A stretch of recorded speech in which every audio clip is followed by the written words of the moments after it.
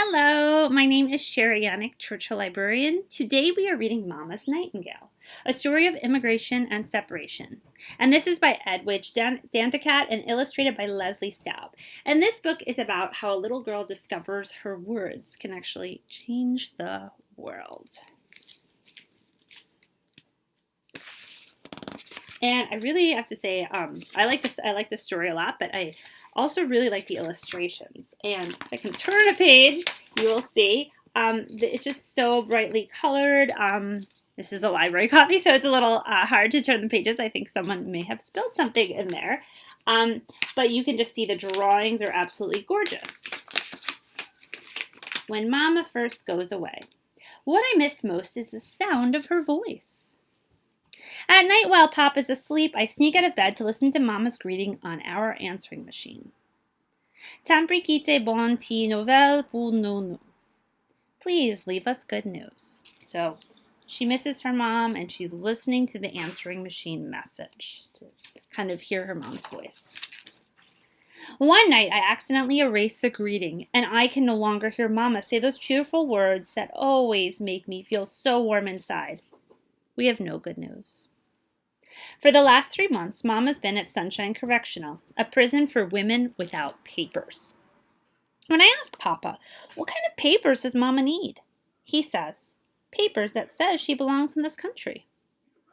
Can Mama have my papers? I ask. She can't. When I ask Papa, when is Mama coming home? He says, you know, Saya, Mama loves you, ampil, very, very much. She'd never stay away too long if she could help it.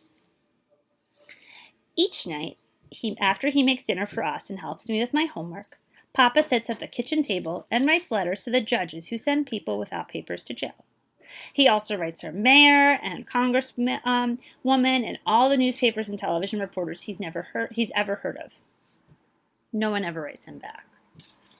So if you wanted to try to get someone out of prison for not having papers, or anyway, trying to get your loved ones back to you, you might want to write a letter. A lot of times people find writing letters to elected officials can really make change. So this is what her dad is trying to do.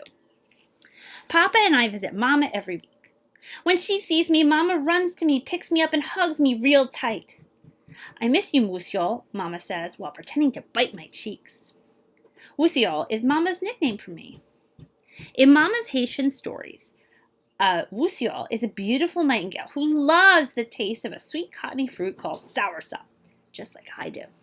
The Wusiol also keeps mean old witches from eating little children by distracting them with her beautiful song. Mama leans over and hums the Wusiol song in my ear. The melody is as soft as Mama's touch and as sweet as a real soursop. Have you ever had a soursop before?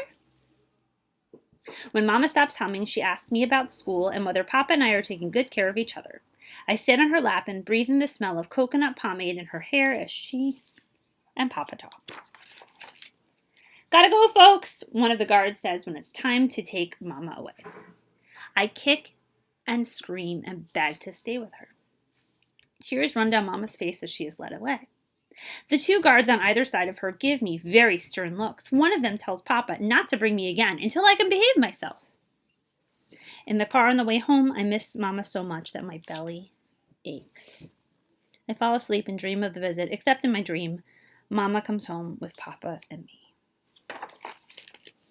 A few days later, a package arrives in the mail from Mama. In the envelope is a letter to Papa, and for me, a cassette with a card that says, Yon istuba todo por Saya, a bedtime story for Saya. That night, Papa tucks me in, then puts on his old tape recorder by my bed. It's exactly like the one he bought to Mama when she was first taken to jail. He pushes the play button and tiptoes out of my room. Let's see what it says. Suddenly, the room is filled with Mama's wind chime voice singing about the soursop and the nightingale. At the end of the song, Mama tells me a new bedtime story, one she made up herself. It's about a mommy nightingale who goes on a very long journey and is looking for a rainbow trail in the sky so she can return home to her baby nightingale. That sounds sweet. I close my eyes and imagine Mama lying next to me as she leans in to whisper the nightingale story in my ear. I imagine Mama tucking me in, kissing me goodnight, then going to sleep in the next room with Papa. The next time we visit Mama, I do my best to not to cry. I sit on her lap and kiss her whole face. I don't ask when she's coming home because she doesn't know either. After that visit, a new tape with a new story arrives at the house every week. Sometimes the stories are as sad as melted ice cream. That's pretty sad. Other times they are as happy as a whole day at the beach. One day I sit next to Papa while he is writing one of his many long letters. We listen to Mama's voice together. When the room is quiet again, I ask Papa, when is Mama coming home? He looks like he is going to get angry, but then bites his lower lip. I do that when I'm upset. You know, Saya, Mama loves you Ampil, very, very much, he begins telling me, then stops. He suddenly looks sadder than sad, as though Mama might never come home again. Papa, can I write letters too? I ask. Of course, he says. You can write your own story. I take Papa's advice, sit down, and write my own story. So what do you think she's writing? When I am done, Papa sends what I've written to one of the newspaper reporters he's been writing to. A few days later, there is a message on our answering machine. The message is from a reporter saying that she wants to print my story on the newspaper for everyone to read. The next day, another reporter comes to our house to interview Papa and me for the television news. Wow. With a big lump in my throat, I tell her how much I miss Mama and how I wish she could be with us again. Papa tells the television reporter how Mama was arrested by the immigration police while working in a restaurant and how she might be sent back to Haiti any time. Mama came to America before she met Papa and before I was born, and she doesn't have the right papers. Not yet, anyway. In a week's time, because of all the phone calls and the letters to the prison from people who read about us in the newspaper and saw us on TV, Mama is brought before a judge. The judge says Mama can come home with Papa and me while she is waiting for her papers. Sitting in the courtroom with Papa, I'm happy and proud. I feel like running up to the bench and giving the judge a big hug. Finally, Mama is home with us again. At bedtime, Mama asked me which of her stories I would most like to hear. I picked my favorite one.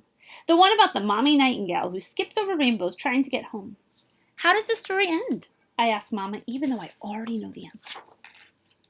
A smart and brave little nightingale helps her mommy find the right rainbow trail, Mama says, and the mommy follows it home. I like the way Mama's and my story ends too. I like that it is our words that brought us together again.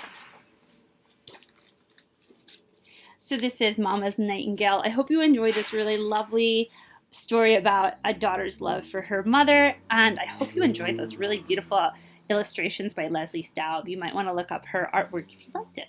Thanks so much for listening, and keep on reading.